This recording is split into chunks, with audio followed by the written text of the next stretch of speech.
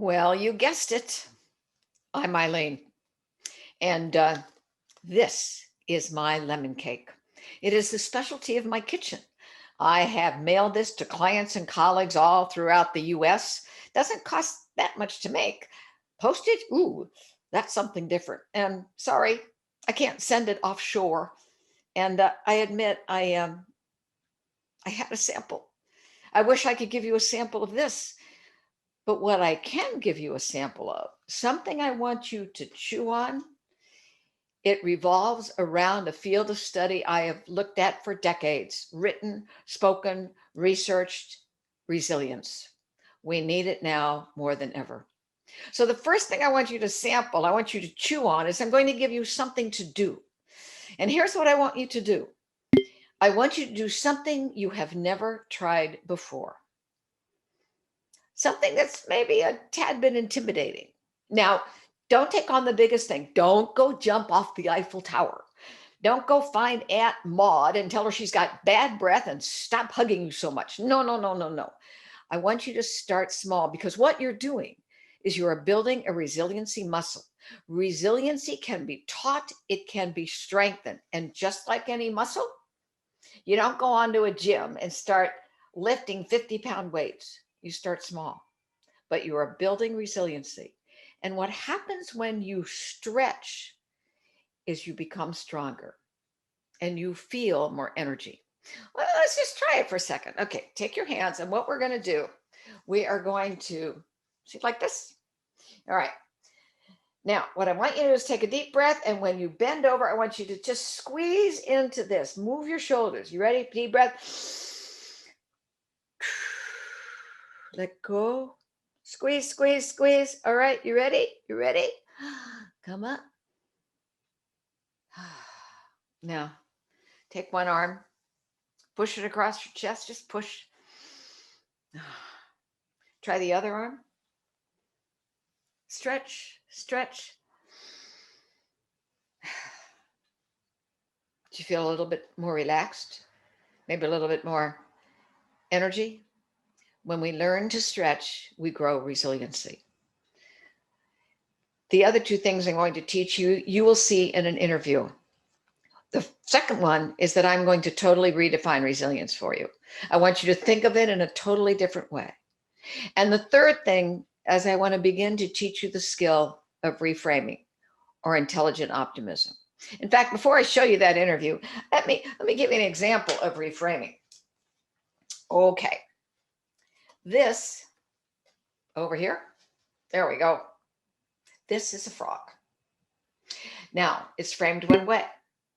Watch what happens when I reframe it, when I turn it a different way. See the horse? Thoroughbred horse? Very different. The power of reframing, the power of intelligent optimism is critical in crazy times like this. So come, watch the interview, and I'll be back with you.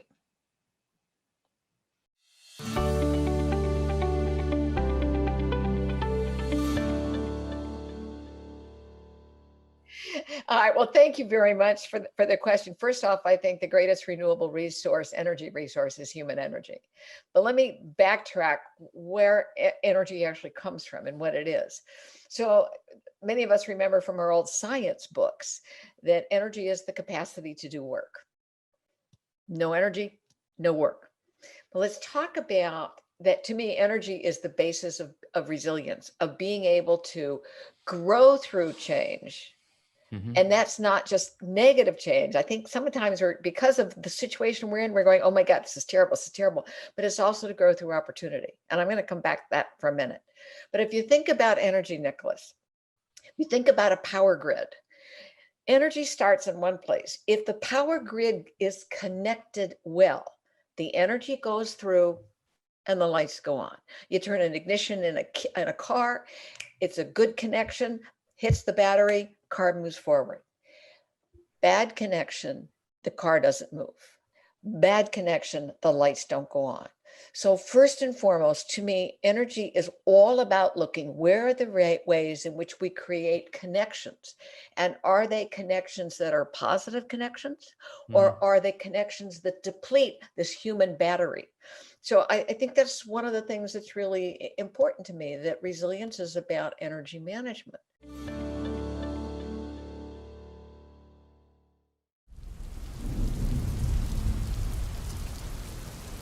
In 1850, a massive storm swept across England, destroyed 5 ships went down, all hands aboard. An Irish passenger ship went down.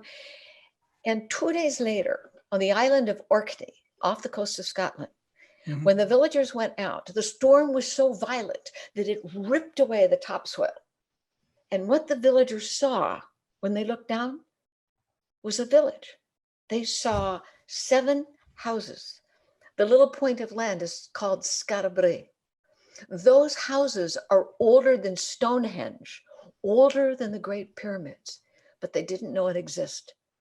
I'd like to suggest to you that what we're experiencing right now, the topsoil has been torn away. And what we now are looking at things that maybe we didn't want to see before. And in that opportunity is to choose, how do I reframe what's happening so that I can get energy for possibilities?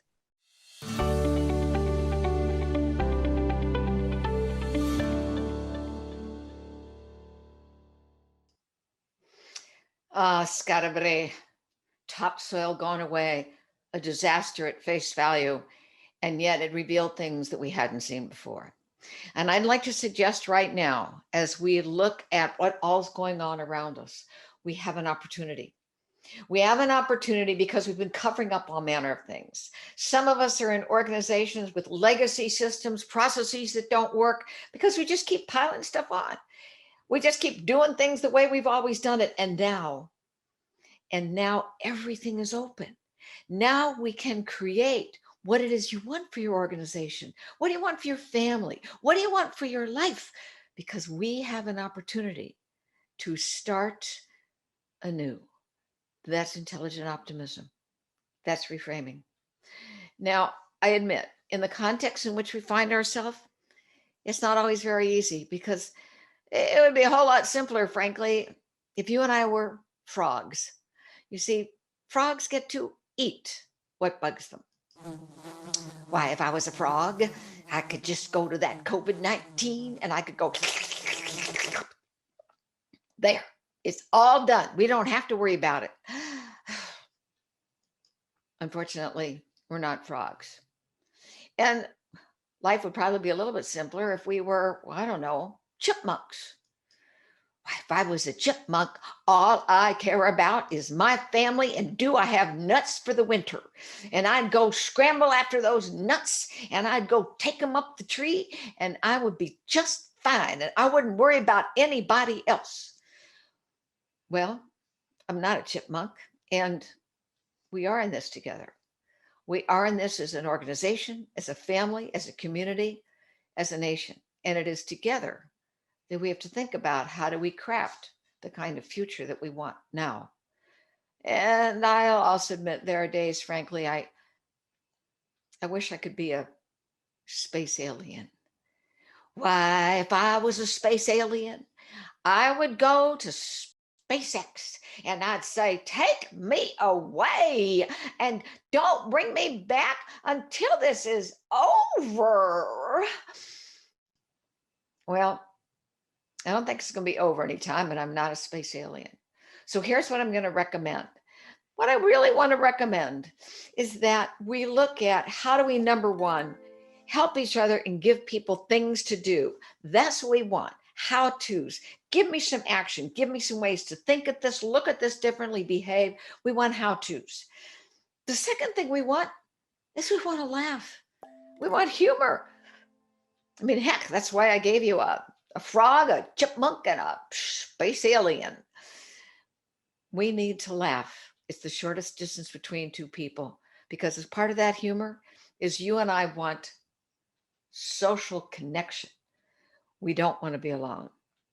And the third thing that we want, which actually is what happens when you reframe Scott Bray, is we want hope. We do want optimism.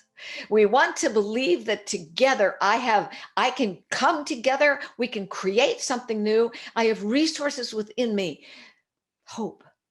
I'd like to think that I'm a hope merchant. I'd like to think that you might like to join me and be a hope merchant. And if you do, chances are delicious. Lemon cake. Give me a call.